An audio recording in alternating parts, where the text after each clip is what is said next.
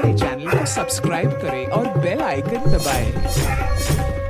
अपने फैंस के लिए जो फोटोग्राफ्स डालते हैं इंस्टाग्राम पे, वीडियोस डालते हैं, अब आपको तो हमारे हिंदुस्तान की जनता बड़ी क्रिएटिव है, बड़े मजेदार कमेंट्स आते हैं। हम कुछ निकाले हैं फोटो, आपको दिखाएंगे और उसके नीचे कमेंट्स देखते हैं जनता ने क्या किए हैं। लो भाई लोग, कैसन बाड़ा आप लोग? उम्मीद करता नहीं बढ़िया होगा।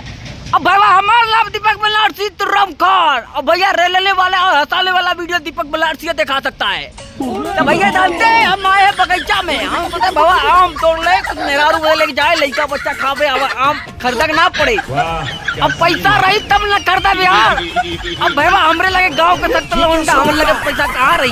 हम भैया घूमी ले, टाड़ी ला, लौंडिया बाजी करीला, मुस्टंडा बाजी करीला।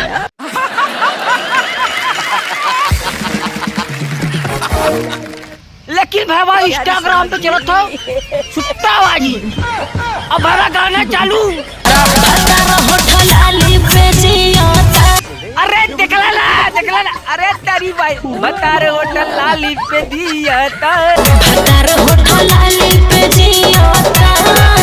देवर रोज ताड़ी पिया था, अरे तोरी पहली के दीपक बल्लारसी का पिए तो जाना थे ना। तो हर दोनों इंडिकेटर, तो हर दोनों इंडिकेटर, तो इंडिकेटर लगा पिए हम। तो भैया जाना ये सब होने वाला है, इससे पहले तू ना भोजपुरी का गाना इतना तगड़ा निकल के बाबा दीपक बल्लारसी चाहला कुछ हम कर दी। अब करी कैसे भाई, इन्होंने इतना तगड़ा मुजरा करियन तो हम लौड़ा करो। और अतनी है देखला था गरमी में बेनिया डोलावा तारू, अरे गरमी में बेनिया डोलावा तारू, गरमी में बेनिया डोलावा तारू, लाए न कूलर लगावे तारू, काहे न कूलर लगावा तारू, कौना दुख कहता बाड़े भौजी, कौना दुख में भाभी तोहार, कोरा समनिया लगाई दी हौदी,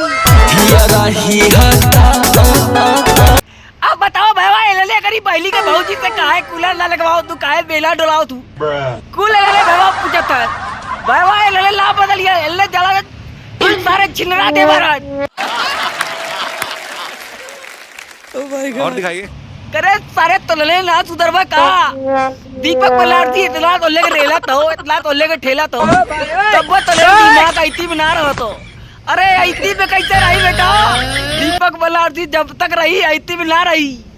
आज तू लोग कहता ही रेलल करब, आज तू लोग लवंडियन के भैया काली मुजरा दिखवाल करे। अब बाबा तर तर तर तर तर तर तर चालू, अरे चालू का तली वीडियो दिखा पहले। करे सारे करिएवा ता ना सुधर बेटा, भौजी से कहा चाहते रे? कहता भौजिया के पटा होके कम लाना है। करे तोरी बहनी के नक लवंडा तोरे ला सुधर बा जेठ के लुहिया भोर, तोरे सारे भौजी से कुल चीज कूलर काहे नहीं चल, पंखा नहीं चलता, हम भौजी तोहार काहे टाइट ना हो। और दिखाइए। कहाँ आई के फंस गई है भौजी?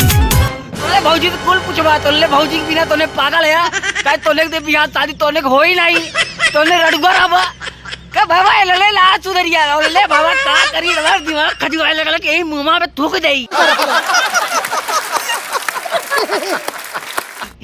तो बाबा इन्होंने करी बहनी के लौड़े पे लगे जा, लौड़े पे लगे जा, ये कौन बात बोले? इतना ये हो रहे हैं लौड़े पे नहीं भैया, चला चला छोड़ा हटावा। अतरी है दिखलाता बड़ा जालीदार बा तोहार कुर्ती, वाह वाह वाह वाह वाह, अरे तारा रे दादा, हम तो वहीं के जवाब रे बाबा, तू हया कहाँ तोरी बहनी के? करे तोरी बहनी के आगल पागल, बड़ा जालीदार बा तोहार कुर्ती, ओ बड़ा जालीदार बा तोहार कुर्ती, ना ना ना ना ना ना ना ना ना ना ना ना ना ना ना एंट्री, हम तो तोरे जैसा नहीं देखा ऐसा, ओ हम तो तोरे जैसा नहीं देखा ऐसा, मारे दिया पैसा खत्म हो गया ऐसा, देहिया में तहारा गजब फुर्ती। करे तोरी बहनी के तो लले सारे कार निहारत या अब भाई वो भौजी के पीछे पड़ल, अब तो बताओ सड़ुआइन के पीछे पड़ गए कि बड़ा जालीदार बा तोहार कुर्ती। ओ बड़ा जालीदार बा तोहार कुर्ती। अरे वो कुर्ती पहना, मच्छरदानी पहला यार, नंगा रहा तोहरे से का मतलब हो रे।